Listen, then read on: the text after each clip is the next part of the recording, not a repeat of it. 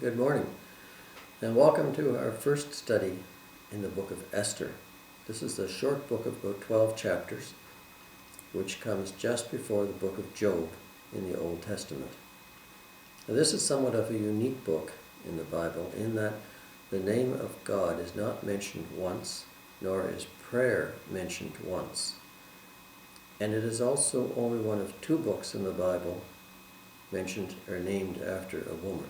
Although some Bibles do have another book called the Book of Judith, we don't have it in our canon. There's also another apocryphal book, a short book called the Additions to Esther, which we also don't have, but are also in some other Bibles. So to give a start of this, let's look to a little bit of the history behind this. Because we just finished a study on Ecclesiastes and the kingdom of Solomon. And Solomon lived and reigned about 970 to 950 BC. He was the last great king of Israel. And under his throne, the kingdom was very strong, powerful. It was one of the most powerful nations on earth at that time.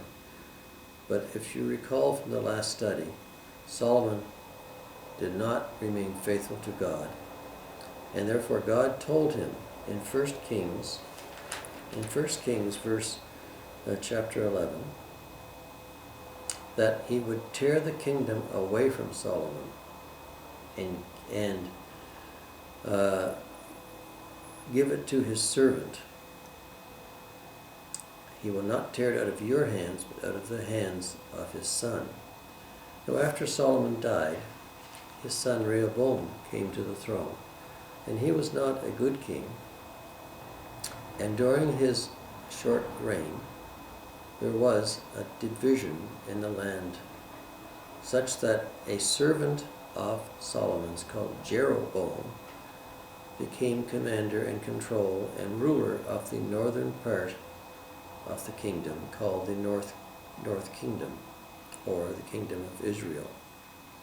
And Solomon's son Rehoboam remained sovereign over the southern kingdom, or the Kingdom of Judea. Now once divided, the land was no longer as strong or powerful as it once was, and therefore the northern kingdom shortly thereafter became invaded and conquered by the Assyrians. And the southern kingdom, the kingdom of Judah, later on became a subject of the Babylonians under Nebuchadnezzar, and this is often referred to in the book of Daniel. And Nebuchadnezzar was an absolute monarch. What he said was done. What he wanted, he obtained. He required advice from no one. He was the absolute king of Babylon. However, it wasn't too long after his kingdom was established and he took the Jews captive that his kingdom in turn was overrun by the Medes and the Persians.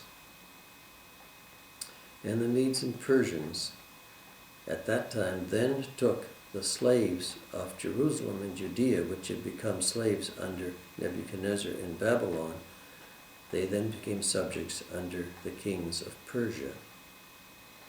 So the Jewish people were literally occupants and servants of the Babylonians first, and then the Persians. Now when the first Persian king took over the control of the land, he did allow some of the Jewish people back to their homeland. But many of them did not go, in defiance of what God wanted and in defiance of what the king had issued. They remained in Persia and in Babylon because they had become quite engulfed and quite powerful in the economy and in the structure of the Babylonian and later the Persian empires. So those who went back to Jerusalem to build the temple and the city, their stories are recorded in Ezra and Nehemiah. What happened to the people who remained behind is somewhat recorded in Esther, and to some degree it's the only history of the Jewish people at that time that we have. So it is an important book, especially for the Jewish religion and also for us. It's a rather straightforward book in many ways, and we'll cover it rather quickly. The Persian Empire at the time that the Book of Esther was written was the most powerful nation, the most widespread empire that the world had ever seen. And it had been run by a series of kings. The one in this book is called Ahasuerus, or also Xerxes. He was the king. The only other kingdom of note at that time was Greece. And this king had desires upon Greece, to conquer Greece, to bring it into the fold of his empire. So as the story opens in Esther, the king Ahasuerus is throwing a huge banquet, a huge party, to try to develop rapport and support among the princes of the provinces under his control to wage war against Greece. So in the first few verses, we talk about the first banquet which Ahasuerus is undertaking. And starting at verse 1, it says, "Now it came to pass in the days of Ahasuerus."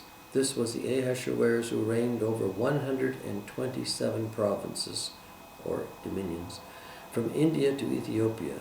In those days when King Ahasuerus sat on the throne of his kingdom, which was in Shushan, the citadel, that in the 3rd year of his reign he made a feast of all his officials and servants, the powers of Persia and Media, the nobles and the princes of the provinces being before him, when he showed the riches of his glorious kingdom and the splendor of his excellent majesty for many days, 180 days in all.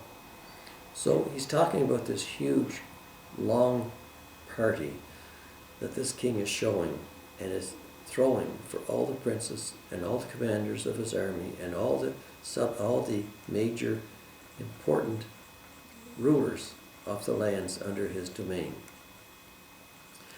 And this went on for 180 days, half a year. So he probably did it in the sense that he showed some favor to some princes and leaders on one time, to others at another time, and on a sequencing type of time frame, so that over the whole length of this 180 days, everybody had a part in this party. Now the idea of this was to enlist their help and support, and to show the people how rich he was, how wealthy his empire was, and how capable he was of waging this war against Greece. This was the main purpose of this whole idea, was to show the wealth of his country. So he had this party which went on for 180 days in all. That was the first feast, the first banquet. Then after this was over, he had a second banquet. It says, starting in verse 5, "And when these days were completed, the king made a feast lasting 7 days for all the people who were present in Shushan, for all the citizens of the capital of Shushan, the citadel, from great to small, at the court in the gardens of the king's palace. There were white and blue linen curtains fastened with cords of fine linen and purple and silver rods and marble pillars, and the couches were of gold and silver on a mosaic pavement of alabaster, turquoise, and white and black marble. And they served drinks in golden vessels, each vessel being different from the other, with royal wine in abundance, according to the generosity of the king. In accordance with the law, the drinking was not a compulsory, for so the king had ordered all the officers of his household that they should do according to each man's pleasure." So the second banquet lasted 7 days for all the citizens of the capital. And we don't know how many this included, but there'd be a great many people. And again, all the royal finery were brought out. All the riches of the province were shown. all the majesty that he could encompass was on display. And again, this was the show of his magnificence, of his wealth, of his kingdom, and again of his potential power. This is what it was for. And it says that in this case, although in customs there would be wine flasks go around and each person would be expected to drink, each person would be expected to take a part of the wine and of the libation that was there. In this case, no man was required to drink. It was not compulsory. Every man could do what he did, although we can assume that most people drank quite a bit and were feeling no pain at the end of the 7 days. This was the second of the feasts that the king had ordered for this particular time frame, in order to show his wealth, his exuberance, his extravagance, and what he had, how he was able, because of his wealth, to fight this battle against Greece. Now, at the same time this was going on, it says in verse 8 or 9, Queen Vashti also made a feast for the women in the royal palace, which belonged to King Ahasuerus. So, while the men were feasting and dining, and the people of the city were feasting and dining, the women, under Queen Vashti, were having their own feast. And in those days, it was not customary for women and men to mix. Women were kept separate. They were kept more secluded. They were not really treated as people in many ways, but more as property. So women were kept separate, and Queen Vashti had this feast for the women in the palace. At the same time, the feast for the citizens were going on down below.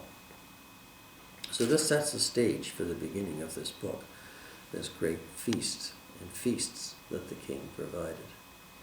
Now, during this time, it says, starting in verse 10, on the 7th day, when the heart of the king was merry with wine, in other words, he was probably quite drunk, and maybe many of his courtiers and many of his associates were feeling quite drunk as well,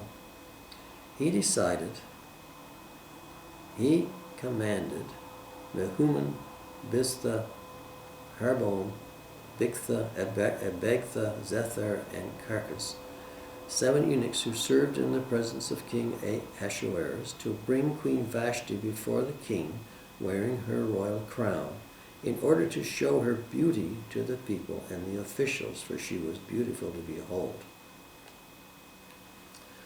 For some reason, the king decided he wanted to show off his queen.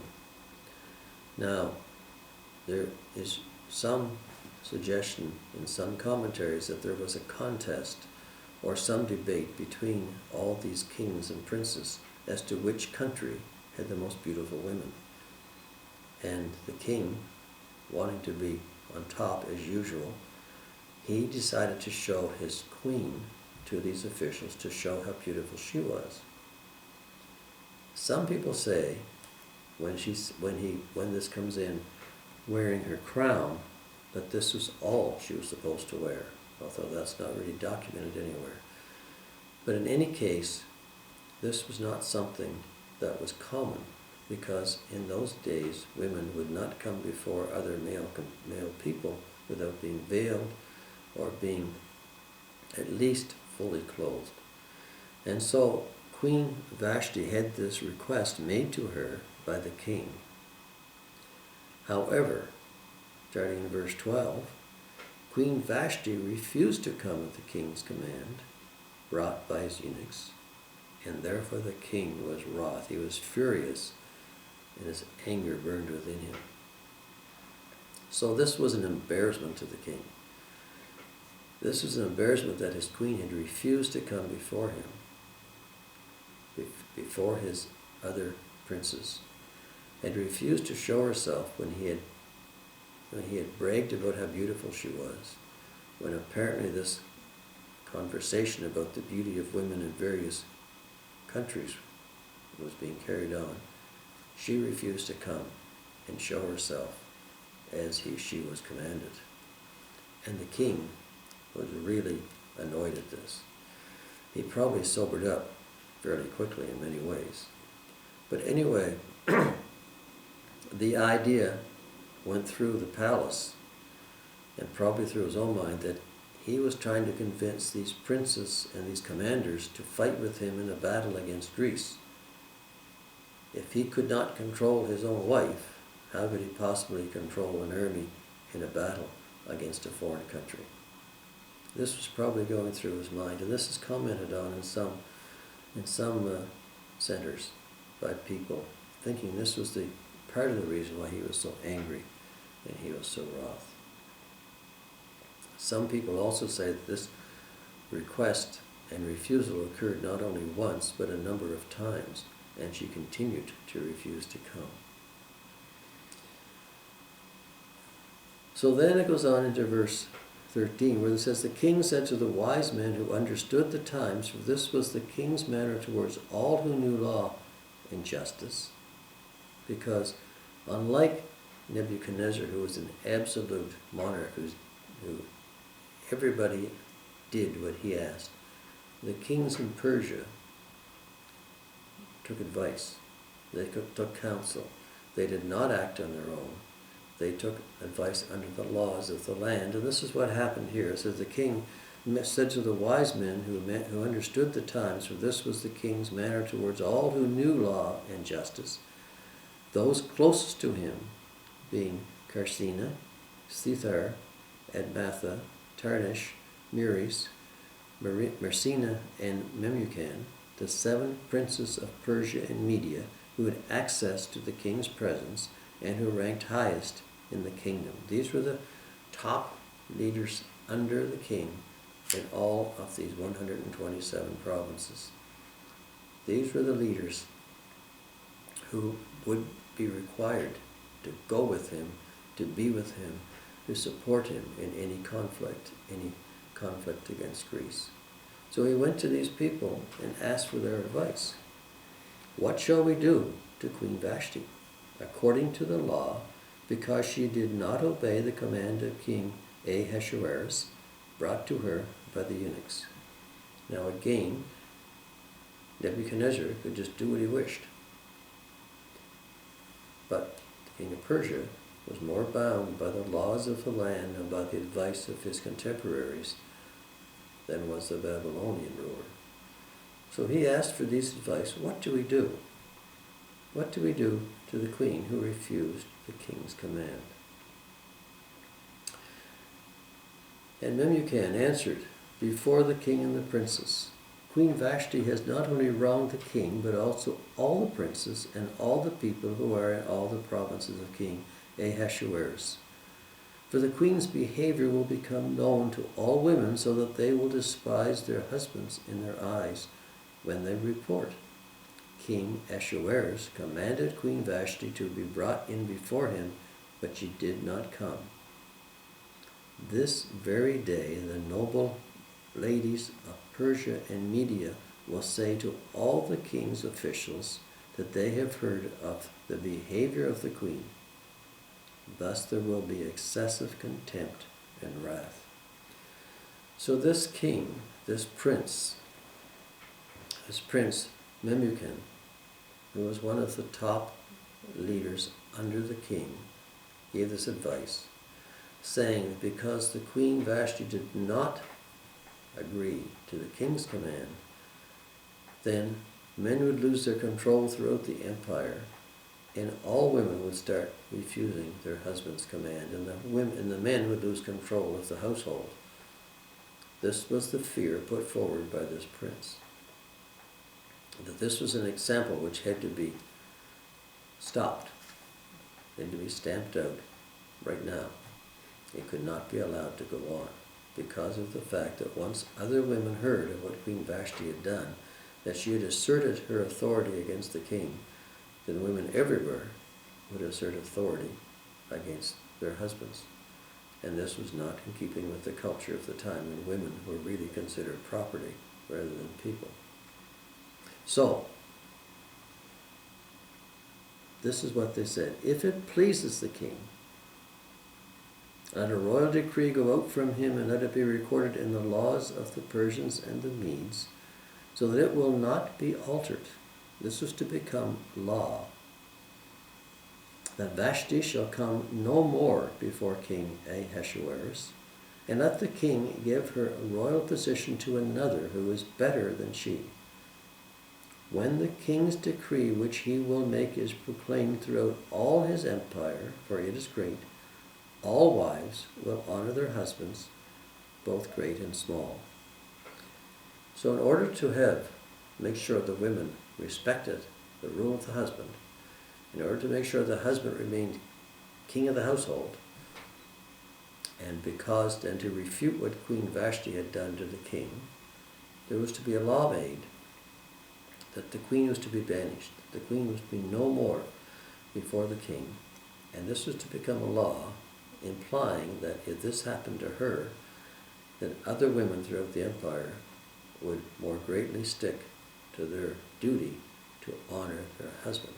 This was the idea put forward by this prince.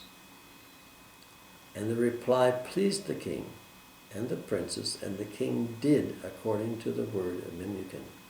Then he sent letters to all the king's provinces, to each province in its own script, and to every people in their own language, that each man should be master in his own house and speak in the language of his own people. So this is the setting of this book of Esther. This little book which shows some history of the Jewish people and sets the stage for what's going to come in the later chapters. This huge banquet, this huge gathering which the king had, put together to order to gather support and strength for his campaign against Greece, and in which he was embarrassed to no end by his queen who refused to come.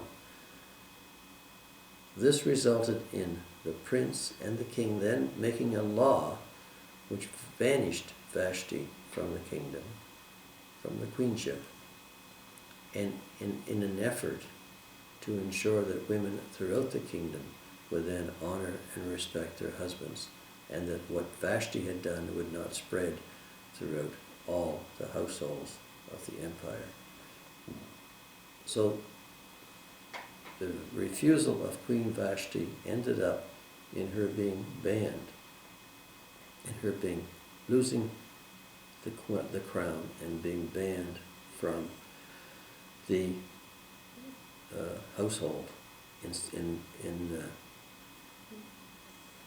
part at least, being banned from the queenship and being banned from her titles and being banned from her duties.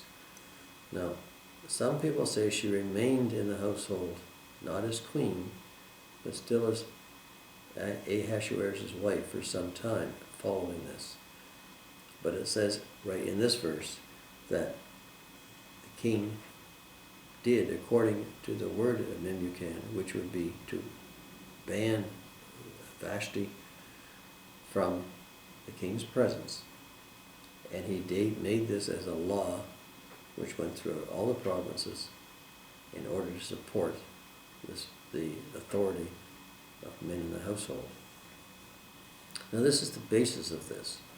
This is the early start of this book, but it's the basis, it's this type of behavior and activity which took place in this first chapter. And although it looks very straightforward and there's no mention of God, you'll see as we go through this how God seems to be working behind the scenes, behind the activities, even when it's not evident, but seems to be working in order to bring about the end result of what he's going to do towards as the book carries on and ends. This is the book of intrigue. It's a book of attempted murder. It's a book of plotting. It's a book of behind the scenes subterfuge, of manipulation. It's worthy of a present day novel. But at the same time, it also shows God's manipulation behind the scenes and how things work out the way he plans them. So this is the first chapter and the background to some degree of the Book of Esther. And we'll get on to chapter 2 and more into the book next study, next week. So thanks for joining me. I hope you enjoyed it. I hope you'll join me again next week for another study in the Book of Esther. Bye for now.